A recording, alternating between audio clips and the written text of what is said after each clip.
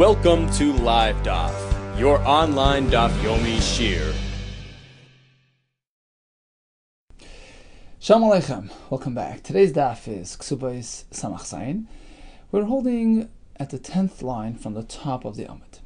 I'm picking up from where we left off yesterday. So the wife brings a dowry into the marriage. The husband undertakes to look after these items. He basically takes responsibility upon himself in terms of the value of these items. So if he divorces, she will get back the actual value of those items. But as we learned yesterday, there's some discrepancy in terms of the difference between the actual value of those items and the amount that he accepts upon himself in the ksuba. We have two categories. When it comes to actual cash, actual money that she brings in, over there, he is willing to accept upon himself an additional 50% on top of what she brought. Basically, she brings in $100. He will record in the ksuba, I accepted upon myself as though I received $150. And the reason is because you can deal with it, you can invest it and make some money. So yeah, he sort of marks it up by 50%. On the other hand, when it comes to actual objects, items that she brings in there, we mark it down. He goes down 20%. Rashi brought two reasons. Number one, because the derech is to sort of exaggerate in their appraisal, to be mesameach the chassan makala, to endear the kala on the chassan, so they mark it up 20%, so their actual value is really 20% less. Another reason is because it loses value when used. The ishtamshus wears it out, it rubs it out. It becomes used and therefore eventually goes down in value, and he only undertakes it as though it's 80% of what it really is. So if it's something that's worth $100 today, he's only going to write down $80. Okay, so knowing that, continues the Gemara. Amar Rav Shaman bar Abba Amar Rabbi Yehuda Hichnisa loy zahav. Suppose she brings actual gold, pieces of gold. Shaman oisoi, so we appraise it as is. Varayuke shavyai. How much do we record in the ksuba? Actual value. Why? Reason is because you don't do business with. It's not like money that you can actually profit from it. It just stays put. So it doesn't deserve that extra 50% markup as though money would have. And on the other hand, it doesn't really lose value. It's not something which is going to get used or rubbed out or worn out. So it stays as it is for long term. Whatever it is, that's what he writes. That's Rabbi Yechanan's chiddush. Zahav, actual value. Meis, here comes a kash. The Brisa says, Har hazav, which we assume to mean, actual raw gold, gold bullion. Harihu kekelim, we treat it like kelim. My love kekelim shall kesef. The pachsi, apparently, was speaking about ordinary kelim, like silver kelim, which get rubbed out. Basically, Zohav has the same din. We deduct 20% from their value.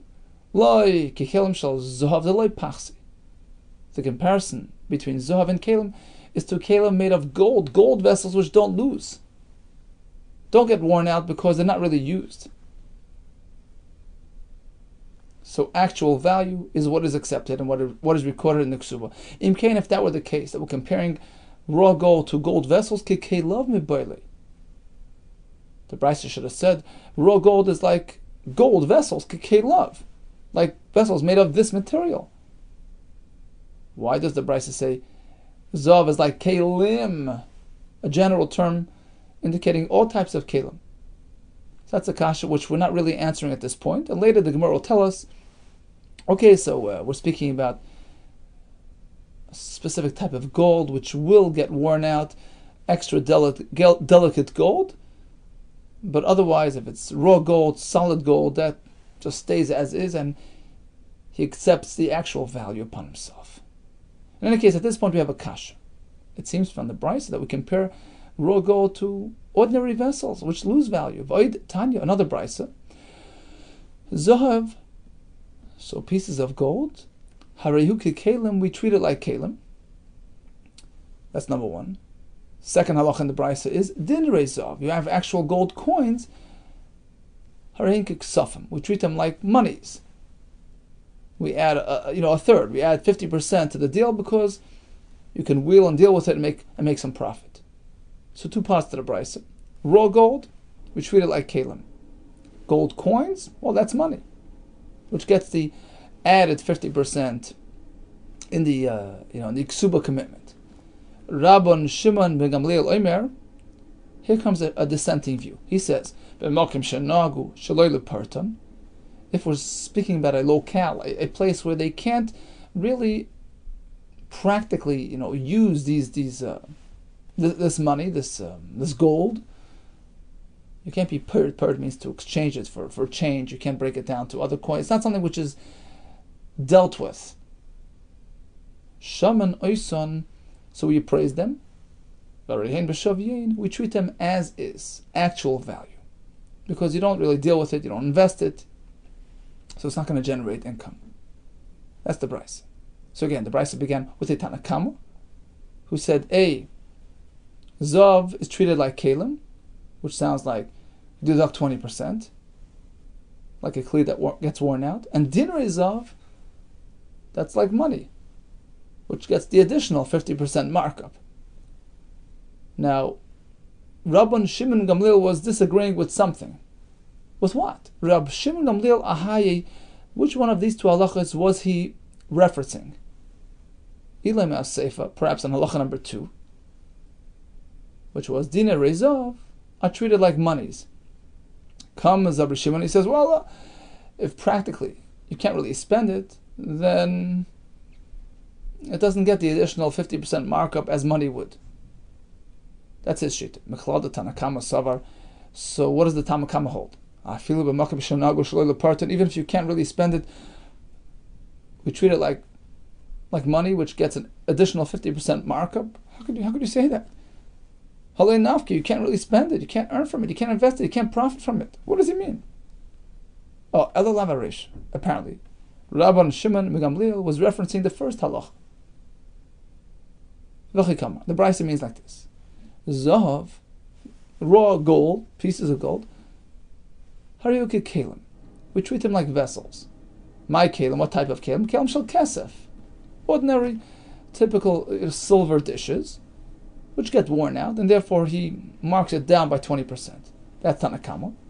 Rabban Shimon Megamliel Omer, I disagree. Harihu kedinorin shel zahav, I treat raw gold like gold coins b'mokim shenago shaloi lefartan, in a place where you can't really spend it, so it doesn't really have business value, and therefore we don't add to it, we don't inflate it. The husband just accepts it as is. Bottom line is that the Tanakama holds we treat this gold like kalim that will get worn out. We deduct 20%. That's a kasha on Rabbi Yehuda, who said that gold you evaluate as is. Answers the Gemara lo ilam as-seifa. No, perhaps Rabban Shimon Megamliel was referencing the second halacha.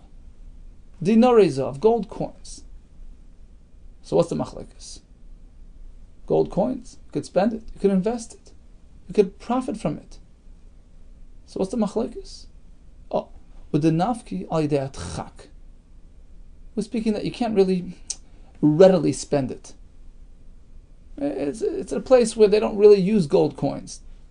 It's not a convenient method of payment and of doing business transactions. And this is the point of machlekes. How do we deal with these coins? Is it money? Because technically you can use it to invest, to buy, to sell, but practically it's not so useful. It's not so common to employ this type of currency. This is the point of machlekes. Mar savar kivan the nafki meshabchinala.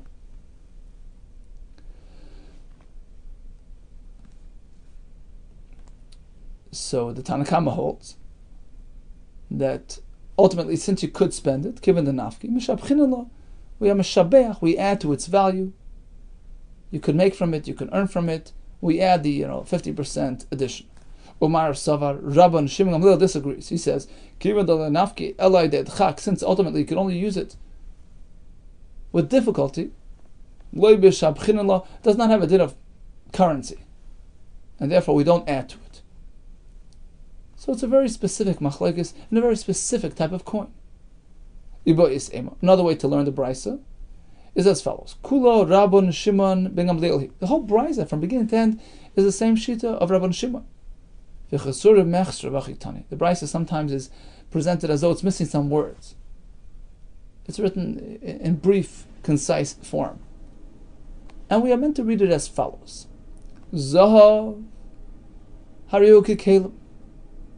Gold, well, that's like kalim. What type of kalim?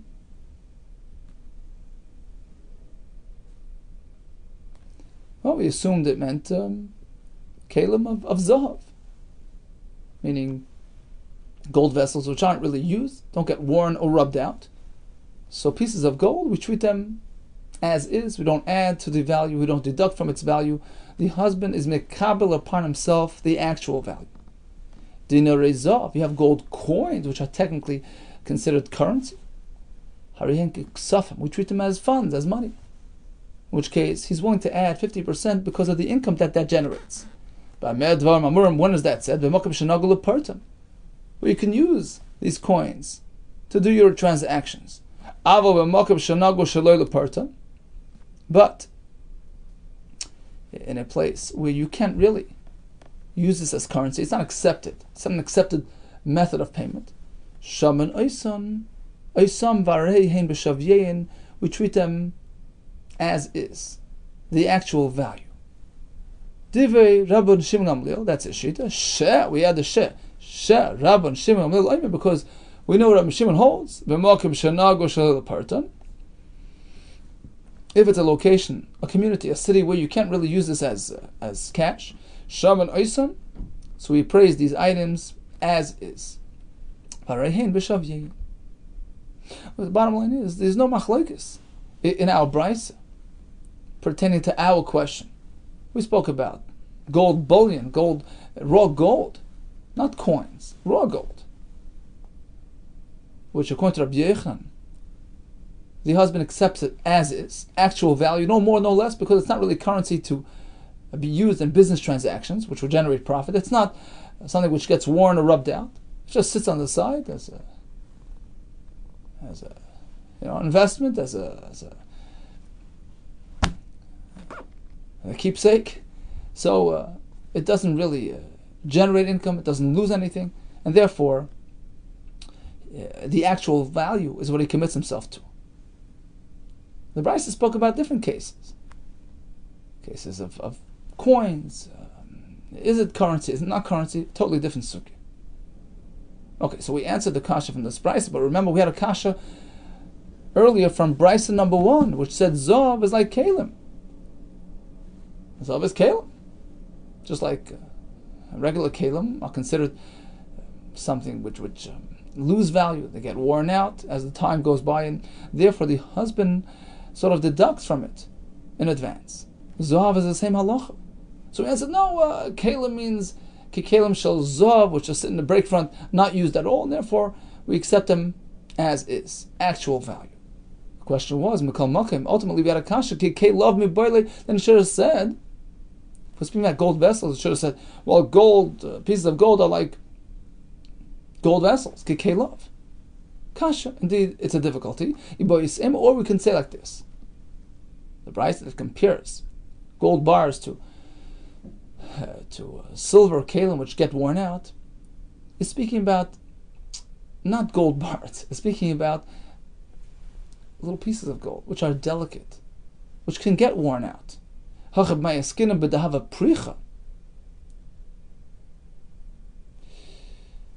We're speaking about delicate, thin, delicate pieces of gold which can get worn out and ruined, and yeah, in that case, by handling it and using it and looking at it, you're gonna scrape it and rub it and wear it out.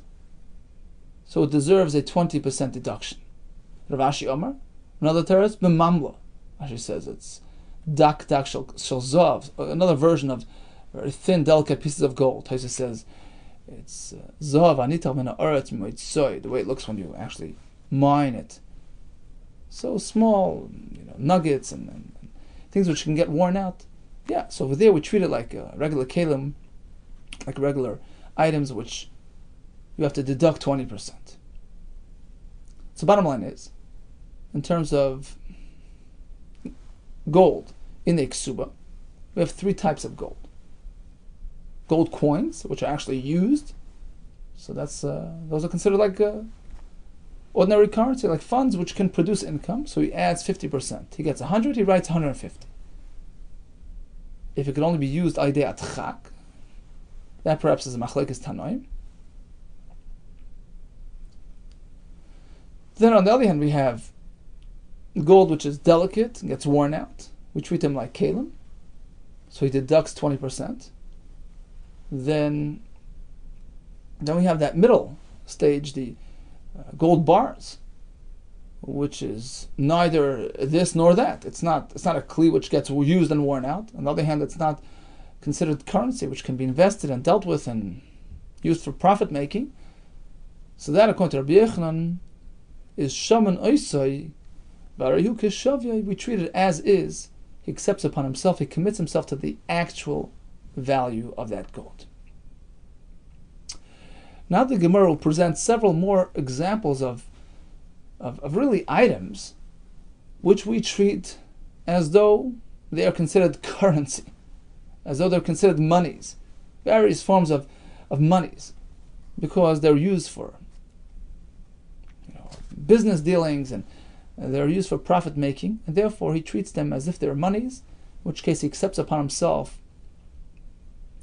the value plus 50%.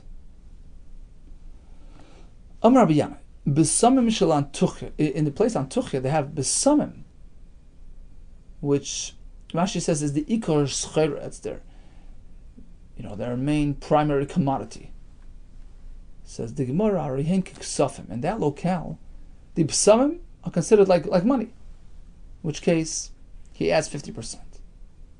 It's something which is dealt with regularly. That's their primary source of income, of profit. She brings them in besamim. He treats it like cash.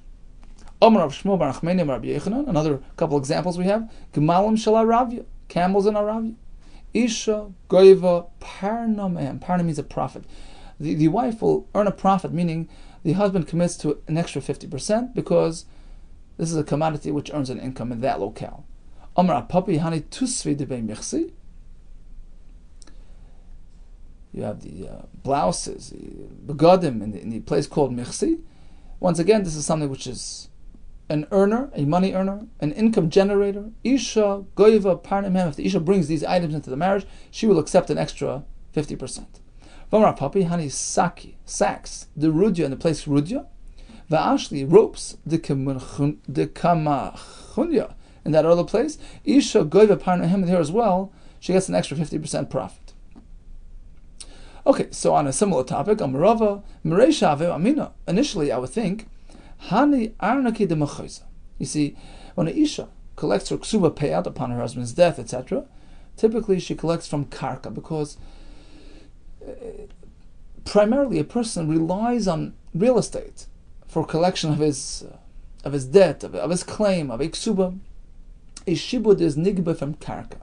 But, says Rava, initially, I had figured that in Mechoiza, since they're such grand businessmen over there, and that's their ikar commodity, their arnakim. Arnakim means their money bags and their cash. It's something which is around all the time. Everybody's busy with these things. I had figured it's something so accessible, so prevalent, so realistic. The Isha is sort of relying on that as well. Hani arnaki de Mechoiza, the arnaki in the town Mechoiza, with these great businessmen, Isha goiva parna mehem. The Isha can be goiva, she collect her ksuba paid from these money pouches. My time why asmachtayu alay, because she's relying on these things. But once I saw the shaklu v'nafki, that the women, when they get these money pouches, what do they do with it? They don't just put it in the bank. Shaklu, they take them. V'nafki, they walk out. V'chimeshkachi ara, when they find a piece of land, oh, real estate, jump straight into it. Zavni biu, she would purchase the land with this money. Amina, so now I concluded, asmachtayu arahu. Apparently the nashim are really banking and relying on the real estate, which they ultimately purchase. So the ikar smichas das is on karka, not on the money, and therefore let's go back to the original notion that the shibud of the gviyas ksuba pertains to karka itself and not to anything which is here today and gone tomorrow. Continues the Mishnah. Hamasi is bito stam. A father marries off his daughter and never really discussed specifics regarding dowry. Lo yivchas la mechamishim zuz. He should give no less than 50 zuz for the dowry. Pasak lachnisa aruma. Suppose the father tells the husband, "Look, I'm not really dressing her. I'm not in charge of her clothing." Lo yomar habal. So the husband can't respond by saying, "Look, true, I am responsible to clothe my wife, but I'll do that when she comes into my reshus. When I bring her into my home, then I'll give her some clothing. Until then, I'm not responsible." He can't do that. Ella mechasa va'oida b'veis. Since he ultimately is responsible to clothe his wife, he has to do it in advance of the marriage, so that she comes into his house with what she has. V'chein hamasi esa yisayma. The same idea of the 50 zuz minimum dowry applies to a gabbai tzedakah, a community administrator of tzedakah who's marrying off a yisayma. Lo yivchas lo mechamishim zuz. The gabbai shouldn't give her less than 50 zuz for the for the dowry. Im yesh bekis, and certainly, if there is enough money in the account, mefarnes and oisel vikvoid, of course, they have to give her in accordance with her needs. So 50 is just a minimum from which you can go upward based on their abilities. Amar Abaye 50 zuz pshiti. When we speak about 50 zuz that the gabbai tzedakah has to provide, we're speaking about the 50 low value zuz. There are two types of zuz. Low value zuz, which is an eighth of the more expensive zuz tsuri. How do I know that? Mimai. B'diktani sefer. Because take a look at the last line of the Mishnah. Yesh bekis. If there is enough available in the account, the tzedakah account, mefarnes and oisel vikvoida, they give her according to her status, according to her needs. V'armina, and we explained on this. My kiss. What does kiss mean? Merchava arneki shel tzedakah. The tzedakah account in town. Right? Now, if we speak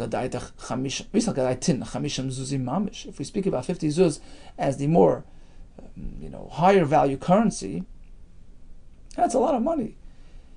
So you tell me minimum is 50 zuz. If they could, they add way more. Well, you're already at the top. Well, how much more do you have to add? Im yesh bekis. Let's say there is more in the account. Kami avinula. How much more do you have to give her? You're giving a huge amount. Because 50 zuz of tzuri is an astronomical sum. Apparently, when we speak about 50 zuz in the Mishnah, we're speaking about the lower value coin. Tanarabon. Yosem v'yosema shebo lisparnis. Okay, so we have an orphan, a yosem, and a girl who's a yosema. And they both need to be supported from tzedakah. What is our priority? Let's say we don't have enough to go around. Who gets first? Mefarnes and Yosema first, the female. V'achakach, and afterwards Mefarnes and Yosem, the orphan boy. Why? The boy is accustomed to going around and collecting. It's not such a big deal for him. So first we provide for the girl to spare her shame and embarrassment, and only then we accommodate the boy. Vein isha darka lachzor. So ish darka lachzor, vein isha darka lachzor, but the isha, it's not her derech to make her rounds and collect. It's more embarrassing for her, so we spare her that experience. Likewise, Yosem v'Yisem shiboli nase. We have a Yosem and Yisem coming to to arrange for their marriage, and we need to provide for them. Who gets first? Masina sayisoma, first the yisoma, masina sayasam, and after which we provide for the boy. Why? Because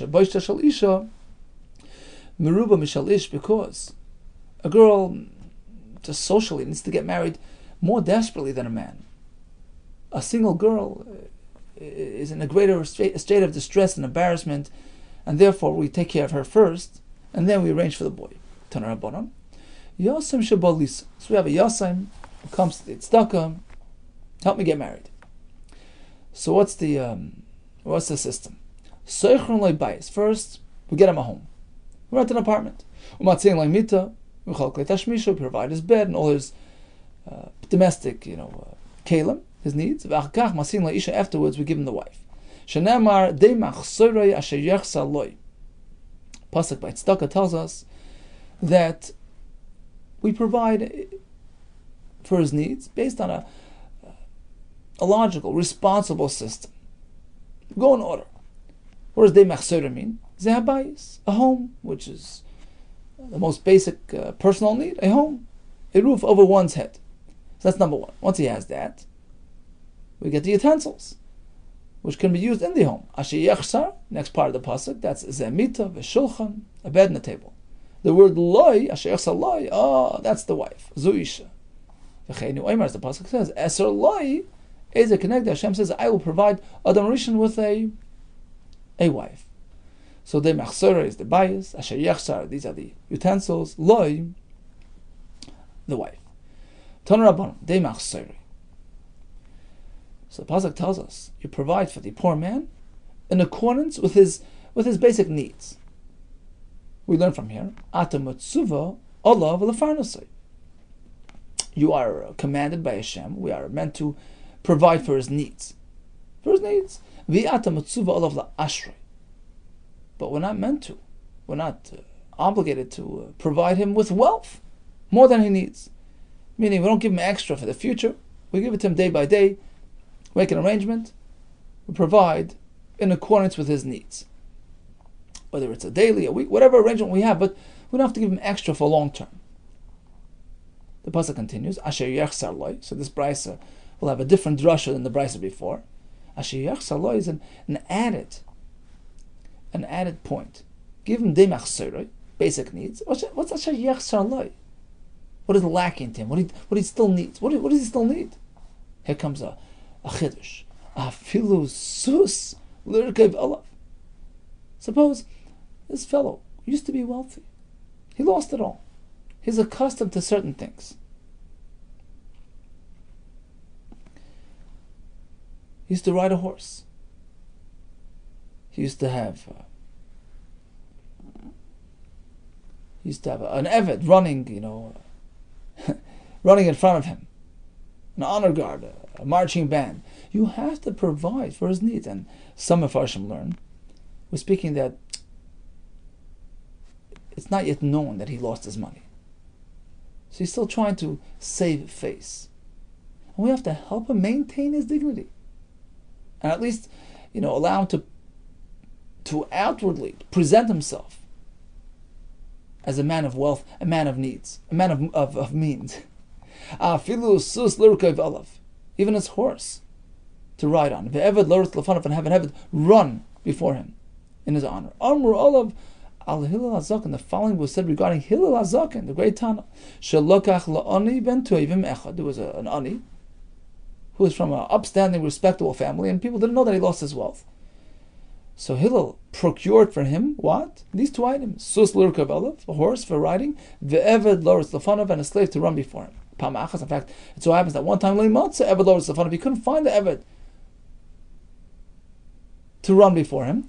Ve'ratz lefanav shloisha milan. Hillel HaZaken himself personally ran before him for a distance of 3 mil to give him honor, to help him maintain his dignity. Taner Rabbanon.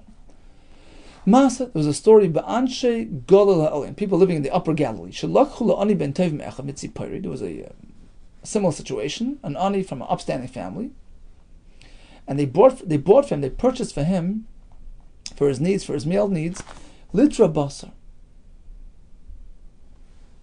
meat, which was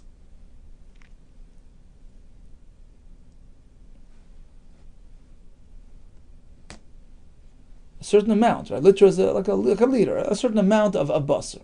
B'chol yom, on a daily basis. Asks the Gemara, what's the big deal? Litra basar, my rabusa. What's the big deal about a litra basar? It's standard fare for many people. Amar Afuna litra basar mishal oifas. I was speaking about bird's meat, which apparently was more expensive. Another pshat, but litra basar mamish. It means like this, that they purchased the basar using a litra of coins. So it's like a liter of coins, which apparently was a large amount of money, and he needed it, so they got it from him. Rav Ashi Amar, he gives another teretz. Hasam kfar katan haya. Let's go back to the original pshat. We're speaking about the measure of meat. How much meat? A liter of meat. The question was, why is that a big deal? The answer is, it was a small town, small village. Kfar katan haya.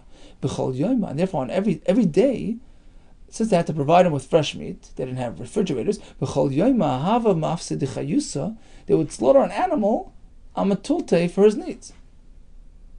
It was a small town. They didn't have, much demand, much need for meat in that town. So it turns out that every day they had to slaughter an animal to take care of him, and pretty much give up on the rest of the meat, which would go to waste. Now it was a chiddush because he needed it. So there was an ani who came to Rabbi Nechemia.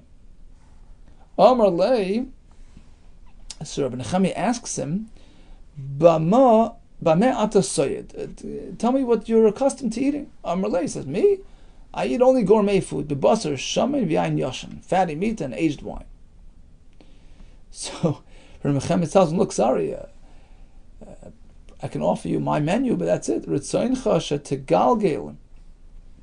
Imi ba'adashim, are you okay with sharing my beans, my lentils? Okay, Gilgil imay ba'adashim umeis. He shared his meal and he died. He just couldn't handle this type of food. He was accustomed to higher standards of eating. Omar, so Rabbi Nechemia says, Oiloi lizeh shaharga Nechemia. Poor fellow that was killed by Nechemia. Referring to himself, Nechemia said this, right? This fellow died on my hands. Adarab, says the Gemara, just the opposite. Why is he sort of blaming the poor man? Poor man, like it's almost your fault that you died through me. Adarab, they should have said, woe. He's like, woe. Instead of saying woe to this fellow who died through me, he should have said woe to myself who brought about this person's death. Ella, rather, he was trying to say like this. Yes, woe to that person. Ew, who? This fellow. This fellow's at fault. He shouldn't have raised his standards so high, after which he couldn't live up to it, and then he had to just, he suffered as a result, and this is the consequence. So this fellow, woe to him.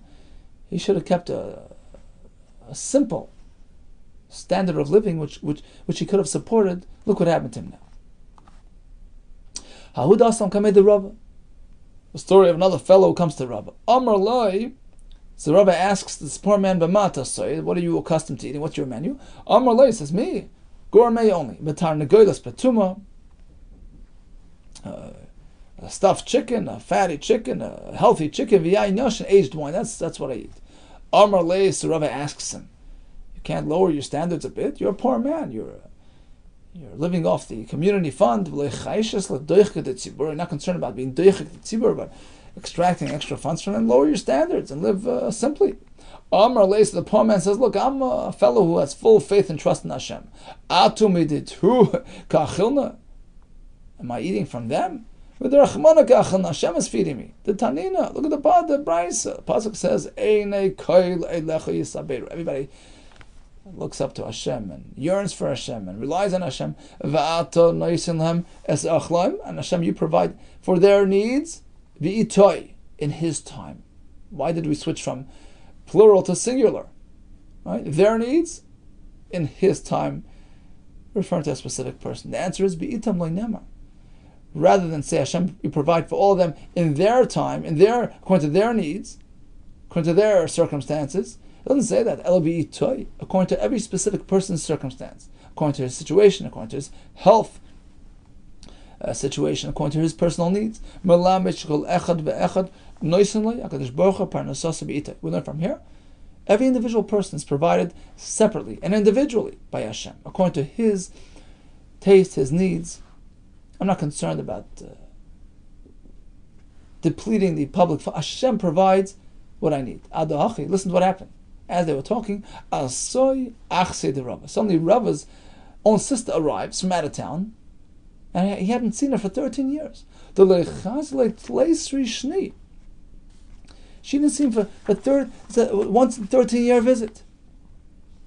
She didn't see him for 13 years, and suddenly she shows up with a nice gift. And she brings to him, guess what? No less than Tarnagolas Petuma v'yayin yoshan, this fatty chicken and a high quality wine. Amar. So Rav was thinking to himself, wow, this is something unusual. Hashgacha pratis. Mind to come. Look what's going on here.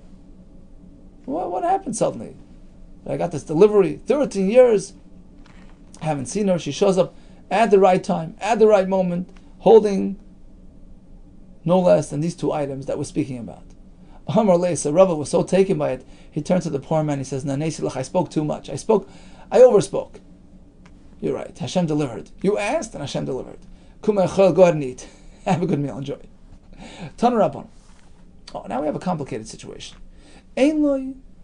So this fellow is really poor. He can't afford it, to provide for himself. He's too proud. He doesn't want to take from tzedakah. What do?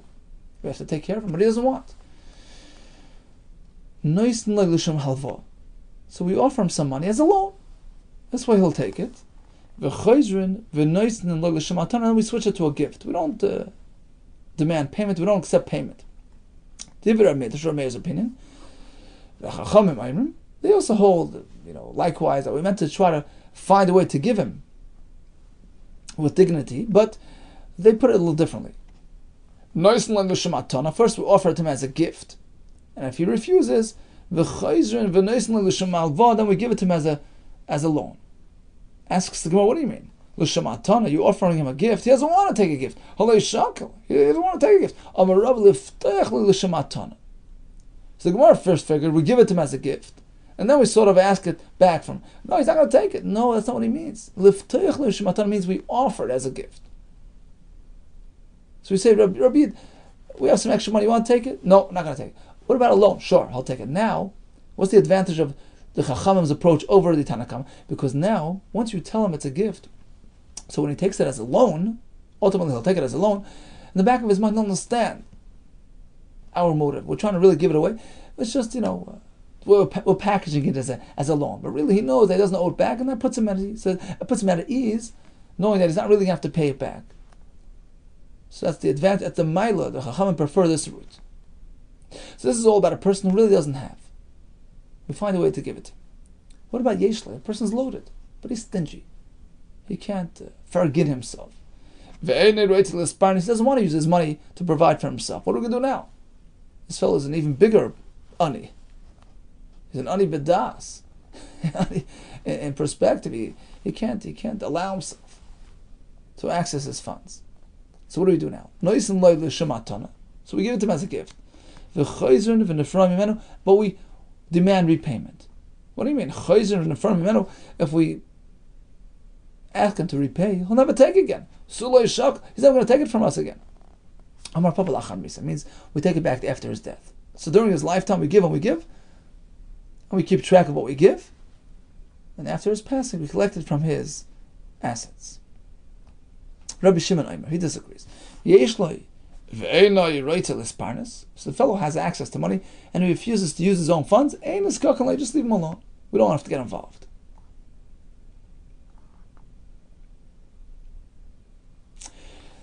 But let's say he doesn't want to accept from us, but we know he doesn't have access to money. He needs us. So according to Reb Shimon, we adopt a third approach.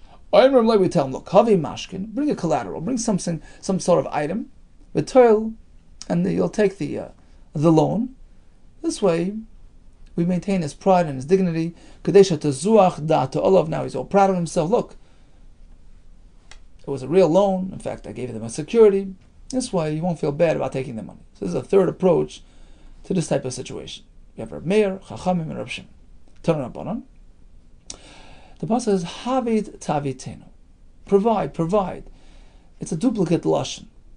What are we learning from here? Havid. The first word is Zeh she'ein loy ve'eino reitz l'isparnes. That's that first fellow. He doesn't have to support himself. He doesn't have. First we pretend it's a loan. And then we turn it into a gift. We don't demand repayment. We don't accept repayment. The pasuk says, "Havet ta'avitenu." The second word, ta'avitenu, is teaching us as follows: Zeh sheyesh lo ve'eino reitz l'isparnes. That's the other fellow who's so stingy on himself. He has, but he doesn't want to use it. We pretend that it's a gift. After his death, we take it back. Rabbi Yehuda, which corresponds to the previous price. Chacham like Rabbi Shimon, I said, leave this fellow alone. He doesn't care for himself. We don't have to get involved. If he has enough money for himself, unwilling to access that fund, we don't get involved. Why does the pasuk says tavitenu? It's just a form of speech. Divra Torah sometimes converses the way people speak, but there's no additional halacha to be learned from this pasuk. Says the Gemara, Mar Ukva, the Amora Mar Ukva. Hava Anya, there was a poor man b'Shivavusa in his neighborhood. Have a ruggle called Yoma every day. Mar Ukva had a habit of going to him, had a custom of going and delivering a daily stock. The Shadele Arba Zuzi, he would deposit 4 zuz b'tzinura, the dash, and the tzinur of the dash, meaning the hinge of the door. There was a little like a hole in the ground into which the door hinge goes. Right over there, he used to deposit the 4 coins. And it was done anonymously. Matan Raseisa. The recipient had no idea who his benefactor was. Okay, curiosity got the better of him. One day, Yom Echad, Omar, this fellow says, Ezel, I want to go out and see. Echsi, I'm going to take a look. Manka Avid be Hautuvusa. Who's this fellow who's doing such a taiva with me, who's giving me all this money? How Yom? So happens to be that specific day, this fellow had hashed his plan. Mar Ukva got delayed in the Beis HaMedrash. Noga leila Mar Ukva, the Beis Midrash. Mar Ukva got delayed in the Beis HaMedrash. So it was very late, and perhaps late at night. Asya Dvisu Badei, so his wife went there to escort, to walk him back home. They're walking home, and walking by this fellow's house, and about to drop the money in. Kivan the Chazyuhu. So once this fellow notices the couple approaching his door, the Kamatzle Ledasha, that he was bending down to the dasha, to the hole there to put in the money. Nafak Basra suddenly opens his door and he starts chasing them. Road Mikame.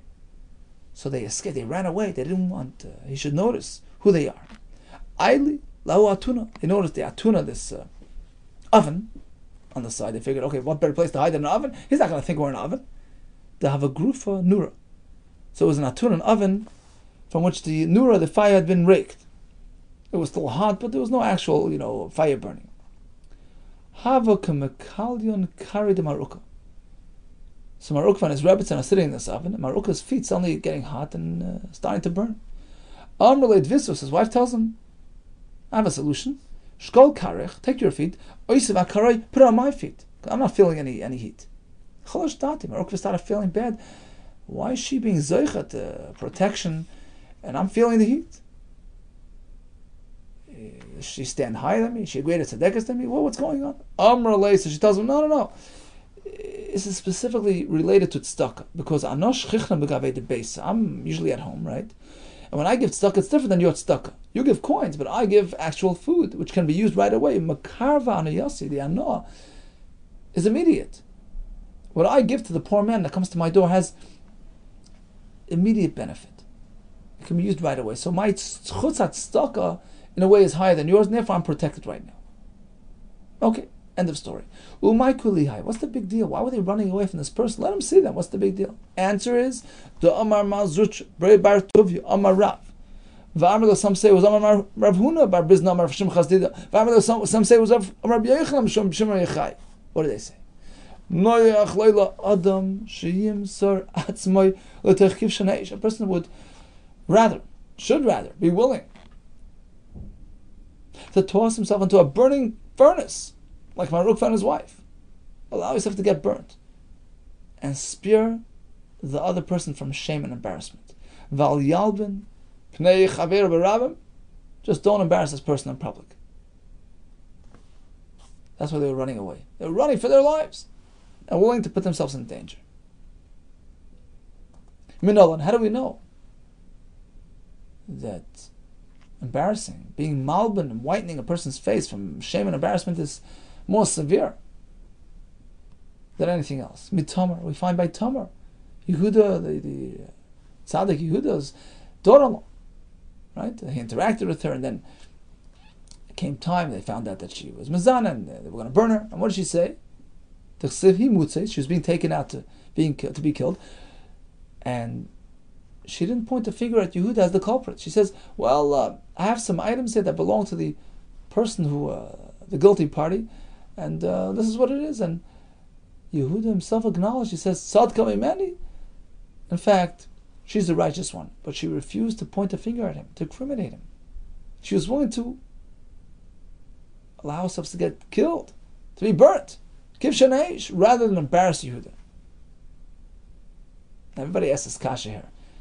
But Ben Yehuda, others, sure, rather be nisraf in a kiv shanaish than embarrass somebody. Fine, but Mar Ukva wasn't embarrassing this person. This person was embarrassing himself. He chose to be curious and run after him. Why is Mar Ukva running into a fire? To avoid embarrassing this person who's really embarrassing himself.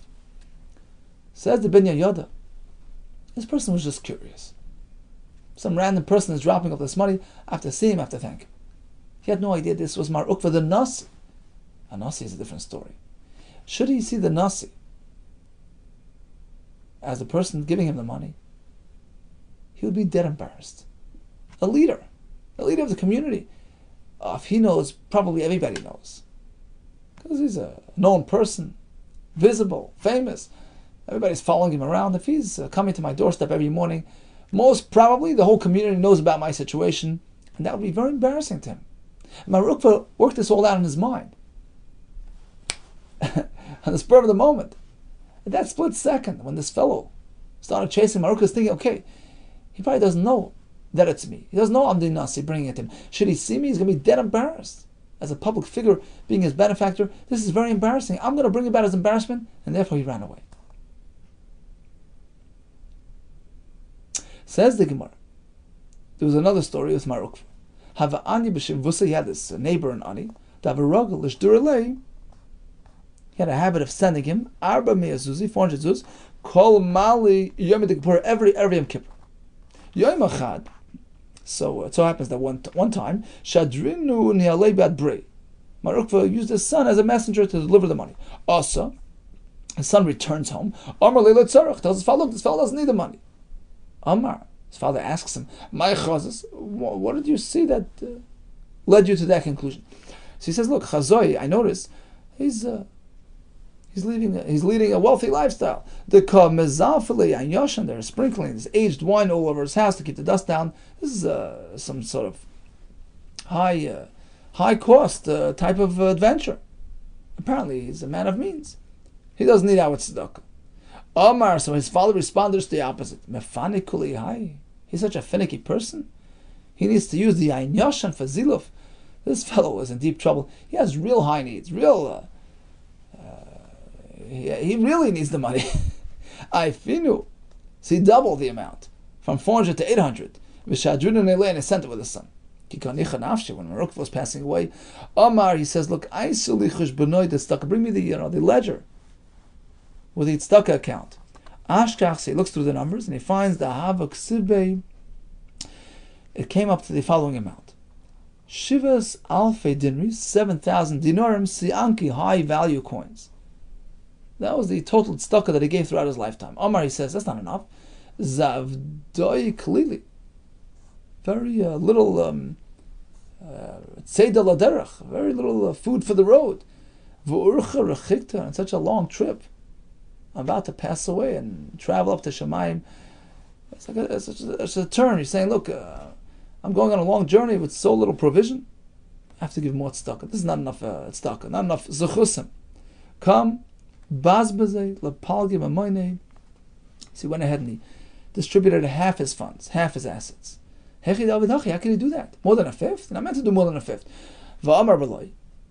We know that Usha, when the Sanhedrin was stationed in Usha, they made a takani skinu am vazbiz. When you distribute tzedakah, al yivazbiz is mechamish. Don't give more than a fifth. Right? The Gemara said because he's going to become a burden on the community. So how could he give more than a fifth? Answer is, well, he's passing away. He's not becoming a burden on anybody. Hanimili mechaim. That's when a person's alive. Shem yered ben achasav. He might lose all his money and then become a burden. But once he's passing away, there's no concern. Rabbi Abba, what would he do? How would he give tzedakah? In the most respectable way. Have it sayer, zuzi. He would take zuzim and wrap it up as sudre in his cloth, and toss it behind him, so that the ani picks it up anonymously. Umamtzi nafshi lebe'ani, and he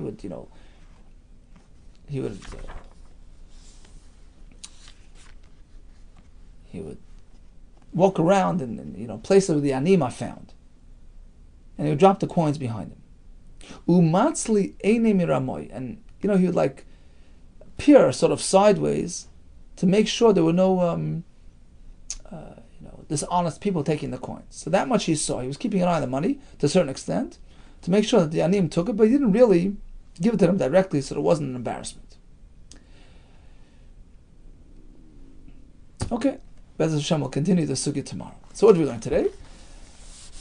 When a husband is makabel upon himself, in the ksuba, the dowry amount, the value of the dowry, well, it's all relative to what's being spoken about.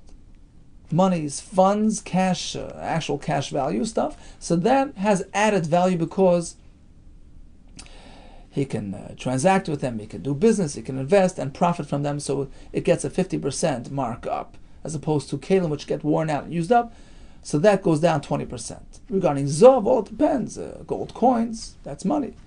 If it's raw gold and solid gold, which don't get used up, nor can it be used as currency, so that just stays as is. Whereas delicate nuggets and stuff like that, so that's like kalim, it can get worn out, so it gets the 20% mark down. We'll discuss various items in various states which are considered like currency, in which case the husband is more than happy to accept these things as part of his dowry. He profits from it, he adds 50% in the ksuba. The minimum amount for the dowry is 50 zuz, whether it's a father with his daughter, whether it's the gaboy tzedakah using the community fund. A girl comes before the boy in terms of parnasa, in terms of marrying off as well. First we get this fellow a house, kalim, and then a wife. Tzedakah provision is as per need, whether it's actual need or emotional needs as well. The sus, the eved. We had the story of Hillel HaZaken, who personally provided that need for the ani ben toivim. We had the fellow who exhibited a high degree of amunah, and suddenly he got a delivery straight from Hashem. We discussed how to deal with a fellow who's not willing to accept tzedakah. In one case, he doesn't really have at all. In the other case, he doesn't want to access his money. How we deal with these people? We discussed the highest level of tzedakah, which is matan b'seiser, doing it in a dignified manner, in which case the recipient has no idea who his benefactor is. We had the story of B'Sirus Nefesh by Mar Ukva with his wife, who jumped into the oven to avoid shaming and embarrassing a yid. All the best to you and much hatzlacha.